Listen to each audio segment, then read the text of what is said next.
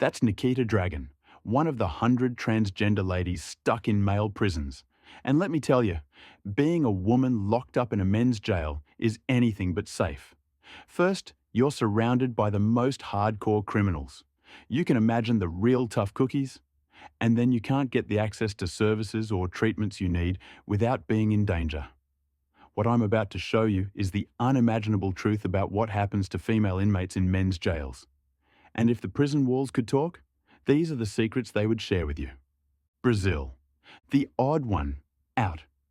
Imagine you were at a birthday party and someone showed up in a Chucky costume. How out of place would that be?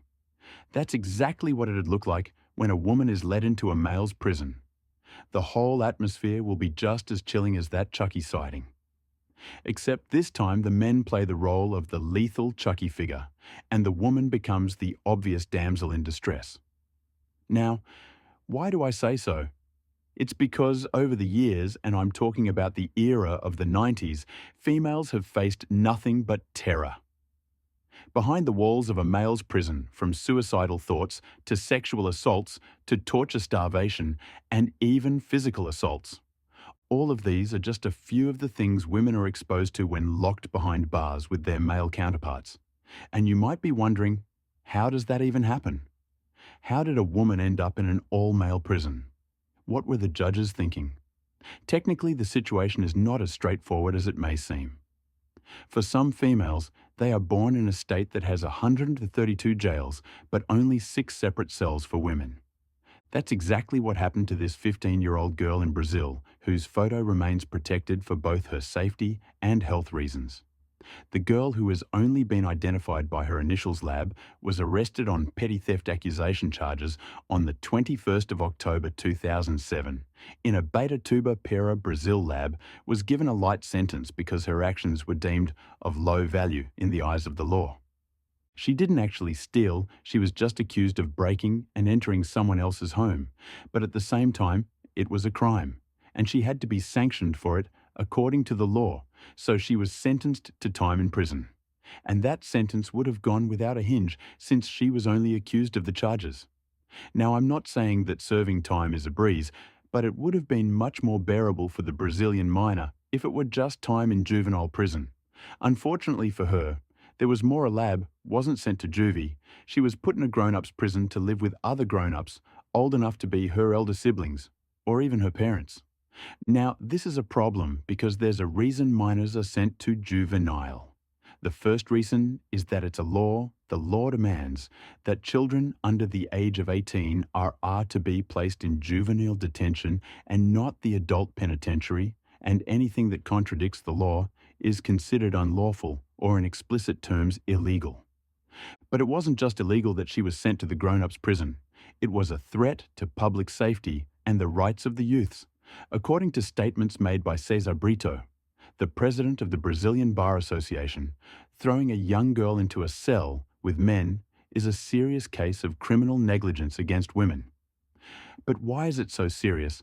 How bad can it be for a child to be sent to adult jail? While adult courts are more particular about the criminal facing justice, youth courts are more delicate. The goal is to rehabilitate the youth and guide them into being better citizens. In short, it is a special tactic to prevent these young minds from becoming repeat offenders. Locking lab up with adult criminals does the exact opposite of this. And still, that's not where the worst part is. She wasn't just placed in an adult prison, but she was locked up with 34 adult male inmates, adult criminals who had been convicted of one crime or the other. And it was 34 of them. Lab's story just happened to be one that broke the internet. And it's not just because she was in the male's facility, it's because of how shady and unbelievable things turned out to be raised in a broken household. The young girl had abandoned the idea of going to school. And she would usually find solace in a district known for its exploitative child trade. But apart from this location, she would also dabble between her uncle's place and her parents. She had minimal supervision, and after she was arrested, it took a long while before her family even knew about it. And by the time they found out it was too late, she had been taken to the male's prison. With the other men, her father did try to get her out. But that's when things started to seem suspicious. According to the girl's father, The police threatened him to lie about his daughter's age. He was coerced into saying that his daughter was 19. This is because teenagers who are above 18 can be taken to adult jail. In addition to being forced to lie about his daughter, he still wasn't allowed to visit his daughter. Lab's only visitors were the police, the judge, and a public defender who had visited the jail. They knew she was there and they did nothing to get her out. But then comes the question that's on everyone's mind. How bad was it for her? I need you to understand that the men that Lab was locked up with haven't caught a whiff of a lady in ages. And by ages, I'm talking about years on top of more years, and now, like a breath of fresh air. They found themselves in the same space as a living, breathing female. By now, I am sure you know where this is heading. These men surely didn't care that she was a minor, as long as she was the obvious opposite of a man. They didn't discriminate. And as you can already imagine, that decision didn't turn out well for the girl on the second day of her 26 days in prison. With the men, she went to the bathroom to have her time unknown to her. She was on surveillance like a prey in the home of 34 predators. While she was in the bathroom, one of the men sneaked in with her, pinned her down, and forced his way with her. And after he was done, he zipped up his pants and went his merry way like some done deal. But for Eleb, it was far from over, because as soon as the example was set, there became no limit to what they could do to her.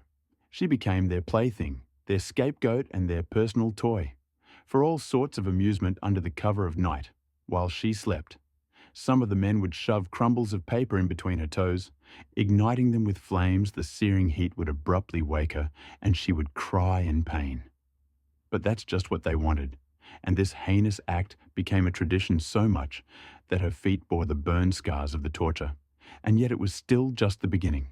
They did the same thing to her fingers. Just for their amusement, she was starved and denied food, most of the time, and the only time she was allowed to eat is when she agreed to their demands. Sex the girl was sexually assaulted every day of the week, except on Thursdays when intimate visits were allowed into the prison, and because her hair had been cut off and disguised as a man, it was difficult for any of the visitors to know that she was nothing but a sheep who had been thrown into a lion's den. The torturing and need to starve her were also used as punishments if she dared try to decline. Only after she had satisfied all of the men was she allowed to eat. There was no hope for her, because even when she would scream her lungs out for help, no one came to the rescue. Not even the police and prison guards that stood around Lab would probably have still been in this jail if it hadn't been for a tip to the media. And if you think that's where the story ends, you're greatly mistaken. This was only one of the 3 times this same girl had been taken into the male's prison and had faced such unthinkable acts. Though the law has finally caught up with the individuals involved, due to the leaked report LED out to the media, and the wrongdoers may face up to 20 years if convicted, there still lies a big question. What really happened? It's true that the prison spaces were limited, but why did they force her father to lie? Why shave her head to hide her identity? And why didn't anyone help, even while she screamed for help? Dirty dealings. When mothers tell their kids to be wary of strangers, it's not only because they think the stranger could do something bad to the child. No, it's not just that. It's also because even a few words exchanged with a stranger can end a soul. It can destroy lives. And if you think this is an exaggeration, ask 51-year-old Anthony McGladragon. Oh, wait, you can't. He was stabbed 9 times in his own home by a stranger whose friend he had saved now. While this is not a case of life and death. Talking to a stranger landed this young Brazilian minor in a male's penitentiary, where she was molested, harassed, abused, and used like a sex slave. I know you're wondering right about now when I get to the secret story behind Lab's unfortunate turnout of events, but stick with me because the 2 stories are so interconnected, and you'll soon see the dirty laundry hidden within Lab's story from this other girl's unfortunate fate. This little girl, whose identity remains protected for her safety, was born in Santa Isabel de Para, another municipality in Para, Brazil. Santa Isabel is just a 2-hour drive from ABE to Tuba, where Lab resided now. The girl from Santa Isabel was a year younger than Lab, and in her case, she didn't do anything wrong. at least according to the reports. I found about her she was just by herself on the beach when a strange woman approached her with the offer of domestic employment. Now, I know I said not to talk to strangers, but in her case, there might be an exception. Brazil is a country with an increasing rate of unemployment. In just this year, the unemployment rate had risen by 8.6%. Now, it might seem like a very small number, especially if you compare it with other countries that have double figures, but this 8.6% for Brazil means 9 million people. So 9 million more people were unemployed and were struggling to survive. Whether she should have responded to the stranger or not, I'll leave you to decide on that, but considering that the city of Para is one of the many states that suffer from the unemployment problem, it's not so shocking for her to reply, and she didn't just reply. She took immediate action. She got in the vehicle with this strange woman who had now become her recruiter, and soon enough 2 other teenagers joined her. But instead of driving to an employment site, where they were supposedly going to be employed, the car headed for Santa Isabel Penal Colony. If the name does not give you the chills, then allow me to educate you. Santa Isabel Penal Colony is one of the worst male penitentiary facilities in the whole of Para, Brazil. And as much as I'd like this to be some form of clickbait, sadly, it isn't where prisoners of other prison cells are locked up sober. These prisoners are not scared of the guards, in fact. The reason they are locked up is so that the guards can protect themselves from the inmates. And if you want me to spell it out, the guards are the inmates at Santa Isabel Penal Colony. The inmates at the colony are equipped with everything you can think of: weapons, drugs, and lots of money. The best way to think of them is as bosses in a brief detention site, because they still have influences in the outside world. And maybe if the prison guards knew of this, the 2018 prison war wouldn't have happened. Armed gunmen blasted the walls of the prison with grenades and shot through the prison bars to let some inmates escape. Guards were caught in the middle with heavily armed men on the outside. And even more armed men on the inside, fighting back. 20 people died that day. And this is the same prison the woman took these teenagers to, including the 14-year-old girl. And for what? Why did she bring the girls to a prison with 350 dangerously armed men? It was for the same reason that Lab was taken into the male's prison back in Abatatuba, and the woman was in on it. The girls were brought to the prison for a sex trade. Girls for a handsome load of cash. And considering that these prisoners were not the rackety kind of inmates in low-quality cells, you can only imagine how handsome that stack of cash would be enough to send 3 teenage girls to what is more or less close to hell. It's true that there are questions tied around how the woman was able to gain access into the prison. No one knows how she was able to bring in girls that didn't appear in handcuffs. But I just let your imagination roll wild. Since no one is sure exactly how or why exactly she has such access and power in the prison. However, the girls didn't stroll in. Either the woman had already drugged them in the car while they were on their way to the dreaded prison, and according to the 14-year-old Brazilian girl, she said they were forced to take illegal drugs and forced to drink a scary amount of alcohol. Next thing she knew, she was in prison uniforms with 350 adult men in all the shades of scary you can possibly imagine. And this is not a story of Orange is the New Black, because in no way was anything about this scripted. According to the girl, she was sexually abused by more men than she could count, forced to spread her legs with no care in the world about her safety, the pain, or her life. She was also beaten multiple times and tortured, like she indeed committed a crime. And if you know anything about prison bullying, you'd know that there is no dictionary meaning for the kind of torture delivered in dangerous male prisons. And there's no limit to the kind of object that cannot be used, just like a lab. She screamed into the night, but no one came to her rescue. It was like a trap, with absolutely no way out. Her parents, if she had one, would have just thought she went missing. The police on the outside would be looking for her, not knowing that she was already behind bars for a business deal. On the 4th day, the girl found a way to escape and finally freed herself from the gruesome hell she lived through, though. The details of her escape are not certain. There are a few speculations. The most convincing one is that she might have escaped through the back of the prison into a jungle as scary as Santa Isabel. Penal colony sounds, the back of the prison as of 2011 was without offence. And if there's one thing that comes in the same sentence as thick forest is wild animals. So for this little girl, it was a question of which is safer wild animals, who were perhaps only a myth, or 350 dangerous men, who wanted to use her like a mere doll and do ungodly things that I can't talk about in this video. As you can already, she decided to take her chances with the wild animals. A fence was inaugurated right after the girl's story broke out. But when the girl finally got out to speak about her escape, she only mentioned that she was saved by one of the honest prison guards, and from there she got a lawyer, though the two other teenagers were still inside the cell. As of the time she was found, there is no telling what they were going through. It's true that Para has only a few facilities, but I can safely assume that there are some dirty dealings happening somewhere, and maybe some of these dealings are debatable. What remains factual is that females don't have it easy at the men's jail. Elab was tortured and abused for 26 days. This Brazilian girl was violated by countless men in a male prison with 350 men. But that's not all there is to the possible experiences females can face in male prisons. Some face the most permanent fates of all fates that they'll never be able to come back from. Fate. Sentenced to death.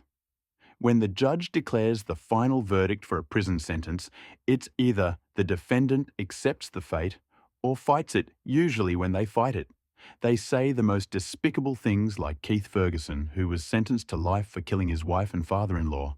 After the judge ruled on his sentence, he cussed at everyone and said he'd see everyone in hell. But still, Ferguson's threat wasn't as chilling as Vicky's after she was sentenced to 12 months in a male prison. She said, in her own words, "I'll leave male prison in a box, and just in case you still haven't caught up to what she meant." The box she is referring to is a coffin. She faced the judge and said so confidently that she'd die in that prison. But the judge wasn't moved. Not even Vicky's mom was moved. And I'll tell you why, in a moment. Vicky dreaded the male's prison, and she was almost certain she wouldn't come out alive.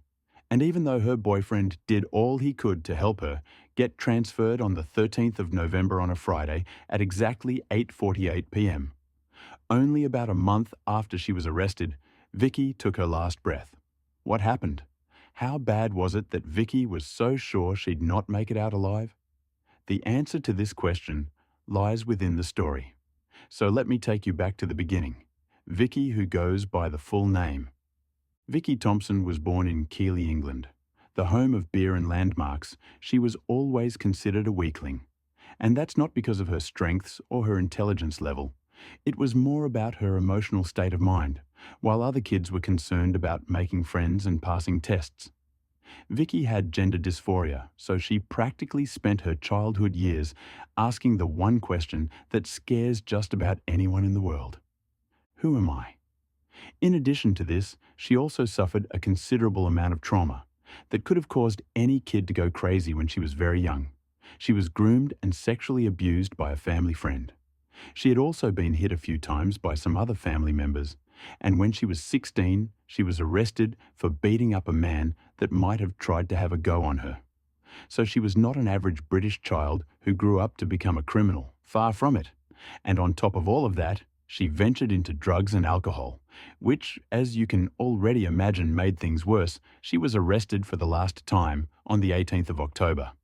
Because she breached an order relating to a shoplifting conviction while she was already facing court problems, she also failed to show up for probation appointments twice.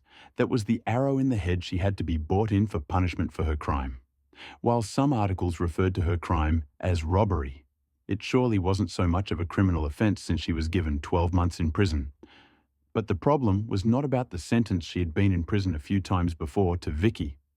Prison was not a new thing. What she was worried about was that she was being sent to a male prison, and for her, it was going to be unbearable.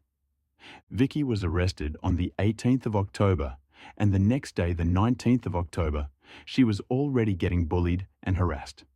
She complained about how one of the inmates called her wifey in a card that was slipped under her door.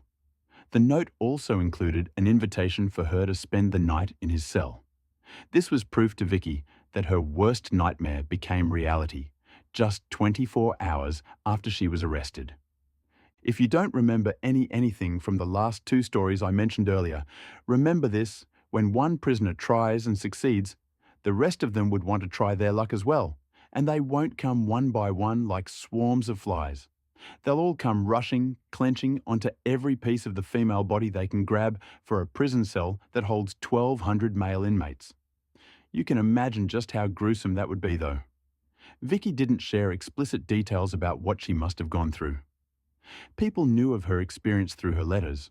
One of the letters she sent to her boyfriend talked about how messed up she was within the walls of the men's jail. It also described how she was unable to hold up the letter, which was later released to the court. After she died, reads thus: "I just feel like I won't be here no more. I don't know when I'm getting out of here. My head is, nah, so I know I'm going to do something silly. I don't want to, but I can't do this." Even when her boyfriend visited her, she would talk only about how much she hated the prison. She said the other inmates mocked her and chastised her for her choice of clothing in a male prison. But it wasn't just about what was happening around Vicky. It was also about what happened inside her head as an individual who experienced considerable hardships. At a young age, she faced a heightened risk of suicide due to her emotional instability. There was a time the staff reported that they found Vicky with a cut to her face. She said she hated her face and could only cope by self-harming. But this was the least of the things Vicky could do to herself. And when it was time, the next self-harming act was permanent. Because Vicky was a suicide risk, she was placed on hourly watch. But on that fateful day, the prison was short-staffed, and so there weren't a lot of people checking on Vicky. The only officer that was assigned to her cell was also working overtime, and on top of that, he was dealing with tons of fire alarms, and this was not the only problem the prison was facing. That night in the court, it was revealed that the officers were facing a tough challenge in maintaining order in the prison. The difficulty was allegedly due to the widespread presence of spice and other incredibly addictive variations of synthetic cannabis. In other words, illegal narcotics. These substances were illicitly brought into the prison and consumed by numerous prisoners, and that caused a major problem. The investigation showed that even Vicky, the unfortunate victim, had traces of drugs in her bloodstream when examined after her death. On that fateful night, the prison staff had to equip themselves with riot gear before entering the A cell in the segregation unit. Just for the record, the A cell is the cell that housed the most dangerous prisoners. It is also where Vicky lived with the other 1,200 male criminals. So as the officers wanted to make their rounds, it was a particularly perilous task. As they reached Vicky's cell, they discovered her alone in the darkness, since the light was broken, a situation that ultimately proved fatal. The officers, already dealing with a rampant epidemic of dangerous drugs, were faced with a demise that paints a disturbing picture. While the riot was going on, Vicky found the time to end her life. She hanged herself, and by the time they got to her, it was too late. She was right all along. She wasn't going to make it out alive. And in the end, she could not survive the male's prison, and she couldn't live to tell the tale. But there are a few women that actually lived to tell the tale. They survived till the end and came out to tell what goes on behind those tall walls. It's time to listen to what they have to say. The survival game. The entirety of the human race is based on the survival of the fittest. If you don't agree with me, ask Charles Darwin. By nature, every human being, and to be honest, almost every creature in the world is programmed for the need to survive. And that's the truth. We all just want to survive. Even female inmates that have been forced to coexist with dozens of men want to survive. And while for some, like Vicky Thompson, survival is about committing the unspeakable act for others, like Tara Hudson, it is much more different. Tara Hudson was 26 when she was sentenced to a few months in prison for headbutting a barman. But Tara felt that she was being doubly punished for a single crime. She was sentenced by the Ministry of Justice to remain in a male facility, also based on some problems with her birth certificate. But as soon as she entered the prison, survival became more than an option. It became a necessity, according to her. She was faced with a reality that neglected all rights for personal space sanity and bodily privacy. I had a lot of men trying to get me to show my breasts.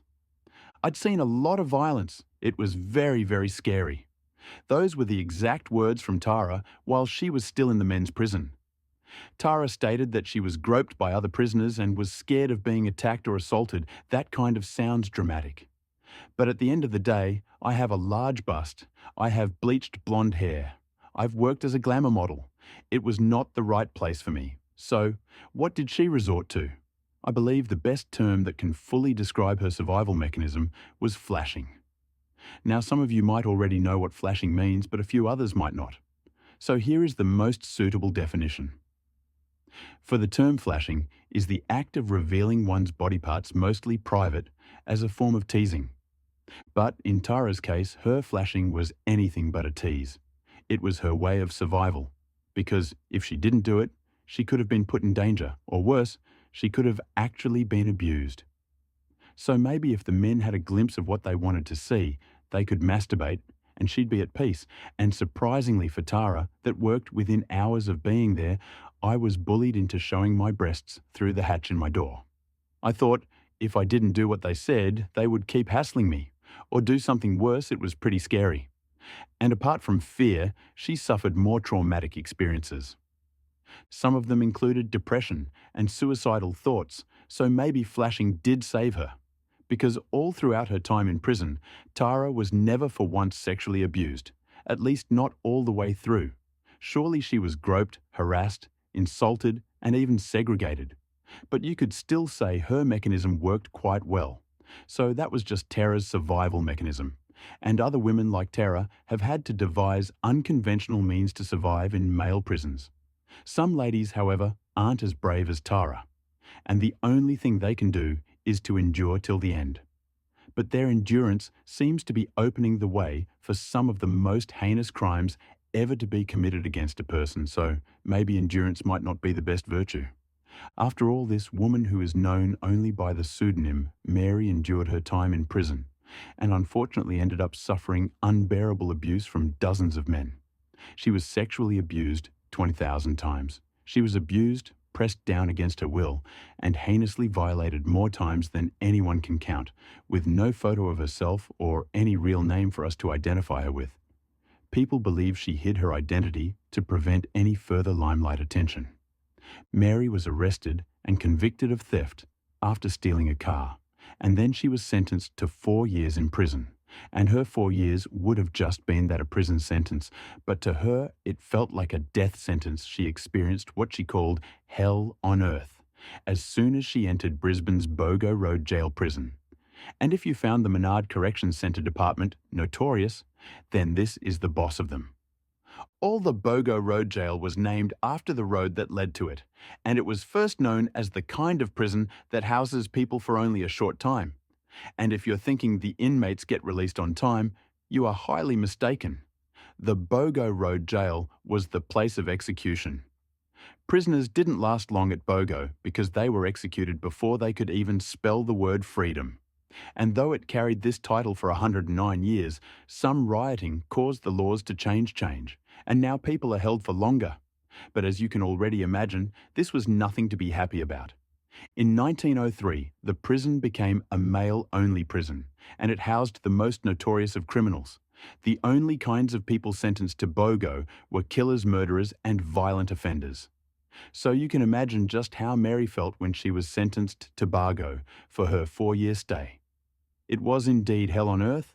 Mary stated they are either trying to manipulate you or threaten you into some sort of sexual contact. And then once you perform the requested threat of sex, you are then an easy target, as others want their share of sex with you, which is more like rape than consensual sex. It makes you feel sick, but you have no way of defending yourself. Her experience was so horrific that she said she preferred to die than to go to prison. Ever again, the worst was that she wasn't only assaulted, it was almost like she was ganged on, because if Mary tried to refuse one of the men, she would be beaten. And not the kind of beating in which one man strikes a woman with a rod. She was attacked and brutally tortured by a bunch of men known to have either been violent attackers or murderers in their time before prison. After some time, Mary stopped fighting or challenging her attackers. Instead, she just allowed it. Mary convinced herself that if she allowed the sexual assault and allowed them beat her for their pleasure, maybe she'd be left alone. But it wasn't just about the physical or sexual abuse. Mary was also abused mentally and emotionally. Her long locks were cut off. It was like her self-esteem, her self-worth, her identity. It was all taken away from her. If this case is not the worst of them all, what is to be locked up in a men's jail is one thing to live. There is another, and to go through all the torture is also another thing, but to be sexually abused 2,000 times within a span of 4 years. That's like reliving the same nightmare every day for years. A baby that was born on the day of her sentence would have clocked 4 years when she was released. And to make things worse, she had lived every day underneath the deathly pressure of strange but dangerous men. Although Mary survived and was released from her sentence, she might never be 100% herself ever again, and none of these other women ever will. This is a reality that defies comprehension, where survival often means facing the unimaginable. But what happens next? How do these women navigate a system designed to break them? Stay with us as we delve deeper into their stories of resilience, courage, and sheer will to survive against all odds. You won't want to miss the shocking revelations that follow. Hit that subscribe button, turn on notifications, and prepare to uncover the truth that many would rather keep hidden. The journey doesn't end here. It's only just begun.